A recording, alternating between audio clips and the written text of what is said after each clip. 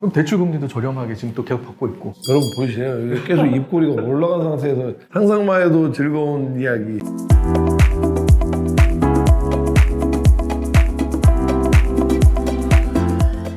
안녕하세요.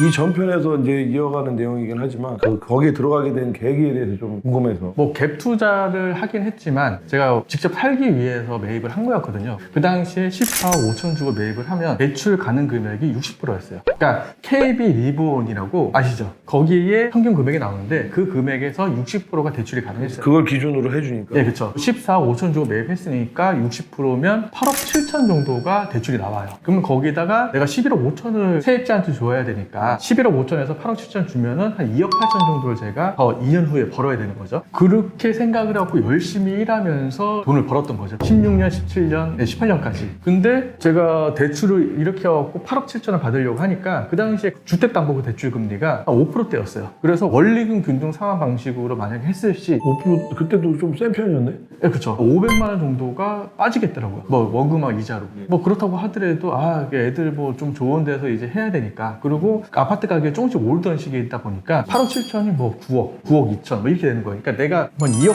정도만 있어도 들어갈 수가 있는 거예요. 그렇게 이제 하고 있다가 애들도 초등학교 다니고 있었는데 애들도 반포 쪽 이사 간다. 와이프도 뭐 다 얘기했을 거 아니에요. 했는데 갑자기 그 당시 정부에서 대출을 규제하다 보니까 KB 리브원 금액의 40%까지만 대출. 그 당시에 투기 과열지구로 해서 서울, 과천, 세종이 투기 과열지구였고 40%만 대출이 가능한 거예요. 제가 처음에 뭐 한 8, 9억 정도 대출을 받으려고 했는데 못 받으니까 못 들어가게 된 거죠. 그럼 어떻게? 2년 후를 또 이제 봐야죠. 2018년에서 2년 후니까 2020년에 들어가려고 40%만 가지고도 그 당시에 많이 올랐으니까 들어갈 수 있는 뭐 8, 9억 정도 대출이 가능했었거든요. 오른 상태에서 대출이니까? 예. 근데 그때 또 대출 15억 이상 규제를 해버린 거예요. 대출 규제를 했을 때는 아예 안 나와요? 15억 이상은 아예 안 나와요. 그러니까 들어가고 싶어 하려고 했는데 그게 못 들어가는 거예요. 근데 19년도 12월 달에 정책을 발표한 게 전세 반환 대출은 가능한데 20년 초부터는 또 안 되는 거예요. 근데 그것도 9억까지는 40%, 9억 이상부터는 20%밖에 안 돼요. 그래서 제가 7억 정도를 대출 받아갖고 2020년도에 들어가게 된 거죠. 전세금 주고. 네, 그쵸. 제 돈 이제 그 당시에 4억 5천을 돌려주고 7억 대출 받아갖고 들어가게 된 거예요. 그나저나 거기 살고 계셨던 전세자분은 계속 배가 아팠겠다. 그렇긴 하죠. 살까 말까 했는데. 알고 있어요. 그렇죠. 근데 그러고 나서 제가 2018년도 대출 받을 땐 주택담보대출 금리가 5% 정도 됐거든요. 근데 2020년 되니까 금리가 2.5%? 농협에서 33년 대출이 나왔었거든요. 5년 고죠. 최근에 금리가 많이 올랐잖아요. 근데 저는 2.5%로 원금 이자 합쳐서 한 260만 원 정도. 이런 것도 보면은 부동산 운이 있는 것 같아요. 그러니까 만약에 제가 2018년도 들어갔으면 500만 원씩 계속 냈겠죠. 네. 그리고 제가 2020년 한 7월달 정도 들어갔는데 이제 인테리어를 하잖아요. 그때 코로나 초창기라 가격이 쌌었어요. 그리고 좀 지나자마자 이제 인건비가 올라가고 많이 비싸졌거든요. 그럼 대출금리도 저렴하게 지금 또 계속 받고 있고. 여러분 보이세요? 이게 계속 입꼬리가 올라간 상태에서 상상만 해도 즐거운 이야기. 아직 할 생각 없으시다. 그렇죠. 애들한테 물려줘야죠. 네. 야 멋있다.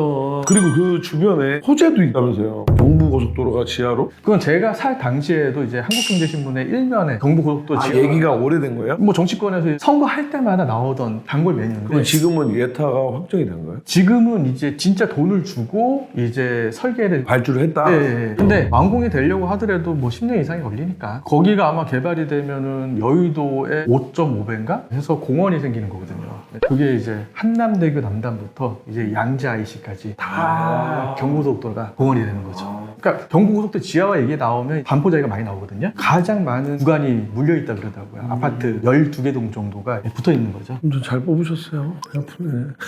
근데 제가 이게 아파트를 들어가고 보니까 저는 아파트 가격이 너무 많이 안 올랐으면 좀 좋겠다는 생각을 많이 하고 있거든요. 보통 사람들이 아파트 가격이 많이 올라도 좋겠다라고 할 텐데 저는 뭐 재산세란 종부세를 또 내야 되기 때문에 오르면 오를수록 이제 세금만 좀 늘어나는 거예요. 만약에 제가 이제 뭐 단타로 치고 빠진다라고 하면은 좀 더 내더라도 이제 많이 올라가는 게 좋은데 저는 오르든 내리든 우선 실거주기 때문에 네. 여기 말고 집은 없다 이러니까 지금 또 그런 건 아니죠. 왜냐면은 지금 애가 셋인데 방이 2개예요. 그러니까 아들은 방 하나 쓰고 딸 2명은 방 하나 쓰거든요. 근데 딸 1명이 자기 방 없다고 칭얼대고 그러니까 만약에 옮긴다라고 하면 같은 같은 반포자리 안에 그 근처로 옮기겠죠. 좀 더 큰 평수로 방 4개짜리로. 그럼 그 시점은 어떻게 잡아야 돼요? 어차피 거기가 오르면 들어가려고 하는 것도 올라가잖아. 그러면 내가 어떤 식으로 해야 돼? 누구든지 이게 언제 올라가겠다라고 확신할 수 있는 사람은 없어요. 그 시장에 따라서 내가 비싸게 살 수도 있는 거고. 그러면 그 당시에 다 비싸니까. 쌀 때는 다른 거 다 싸니까. 내 것도 팔 때 싸게 팔아야 되니까. 그렇죠. 그러니까 이게 주택이 2개, 3개, 4개 있고 그러면 하나는 비싸게 팔고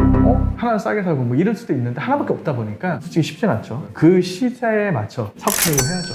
이게 전기세나 뭐 도시가스비가 오르다 보니까 관리비 부담이 좀 크고. 아, 그렇죠. 그래도 이게 또 개별 난방 막 이러면 이게 부담이 되는데 공동이면은 좀 더 싸다면서요? 저희가 하고 있는 게 개별 냉난방인데 중앙 냉난방이라고 하면은 보통 중앙 난방이 옛날 아파트에 있었거든요. 관리비가 싸긴 하지만 불편해. 그러니까 지 맘대로 이제 트니까 불편하니까 개별해서 좋긴 하죠. 그래서 이제 하려고 하시는 것도 아니고 실거주기 때문에 오른 거에 대한 안심만 하고 계시는 거 아니에요? 저는 지금 많이 안 오르고 세금 좀 적게 냈으면 제 아파트만 그런 게 아니라 다른 아파트들 다 제가 뭐 투기를 하기 위해서 산 게 아니기 때문에. 그럼 지금 평수를 좀 더 넓은 거로 가게 되면은 그거는 얼마 정도 차이가 있어요? 아직은 옮길 계획이 없기 때문에 알아보진 않았는데 뭐 그래도 최소한 현재 있는 데에서 한 10억 이상은 더 벌어야지 이제 옮길 수 있는 거죠. 근데 우선은 제가 생각하고 있는 거는 제 아파트를 갖고 있다 보니까 공동 담보를 잡고 빌딩을 먼저 하나 사고 어느 정도 수익이 나오고 좀 괜찮아지면 아파트 이제 팔고 좀 더 큰 집으로 옮길까라는 생각을 하고 있지만 집만 이제 옮길 것 같진 않아요. 원래 생각하고 있던 게 한 5억 정도만 모아서 아파트 담보 잡고 그다음 그 건물 담보 잡고 하면은 내 돈 5억만 있어도 한 50억짜리 건물은 살 수가 있거든요. 그렇게 생각하고 있는데 생각보다 나가는 비용이 많다 보니까 그렇게 못하고 있어요. 학원비도 많이 나가고 대출받아서 나가는 비용이 한 260만 원 정도라고 그랬잖아요. 그것도 1년으로 계산하면 한 3천만 원 정도 돼요. 그리고 재산세하고 종부세 같은 경우도 거의 한 2천만 원 정도? 그것만 하더라도 한 5천만 원이고 쓰는 직원도 있고 그다음 와이프한테 또 생활비를 주는 것도 있고 하니까 나가는 비용이 너무 많아요. 소득세 세금도 많이 내고.